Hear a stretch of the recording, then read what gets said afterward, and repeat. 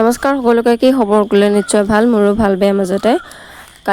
যোৱাকালি ৰাতিপুৱাই আমৰ মানে কি হয়, দালি এটা ভাগি পৰিছিলে, সেইকাৰণে আৰু ঘৰত মানে কি মা নাছিলে যিহেতু মই কৰিব লগা হ'ল অকলে। আৰু দালিটো ভাগি পৰাৰ পিছত লোকৰ বাটত পৰি আছিল যিহেতু, সেইকাৰণে আমকেইটা বুটলি আনিলোঁ। কালি আছিল আৰু কাটিব সময় নহ'লে যিহেতু, চব মানে কি মায়ে নাই বুলি কৈছোঁৱে, মই সকলো কাম মই নিজে কৰিব লগা হ'ল। গছৰ দালি চালি চব কাটি কুটি মানে কি মই ছাইড লগাব লগা হ'ল, সেইকাৰণে সময় নাপালোঁ। আৰু আজি এইফালে মই কাটি কুটি মানে কি ৰেডি কৰি ল'লোঁ।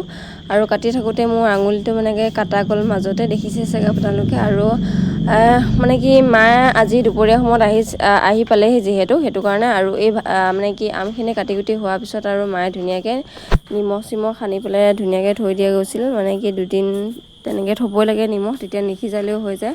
আৰু এইফালে আঙুলিটো দেখিছে, মই টেপ মাৰি থৈ দিলোঁ, বহুতখিনি কাটা গ'ল। আৰু যদি বেছিকৈ জোৰকৈ মানে কি যদি গ'লে হয় দাখন, তেতিয়া হয়তো আঙুলিটো মানে কি অকণমানহে লাগি থাকিলেগৈ হয়। ভয় দৰে খাই মোৰ অৱস্থা নাই, এনেও কাটা কুটা বুলি ক'লে ভয়ো লাগে, সেইকাৰণে। আৰু যেতিয়া মানে আঙুলিটো কাটা গ'ল, তেতিয়াই ধুমাধুম মানুহটোলৈ ফোন মাৰিছোঁ। মানে কি যেতিয়া মানুহজনৰ লগত কথা পতা যায়, তেতিয়া মানে কি মনৰ সাহস এটা পোৱা যায়।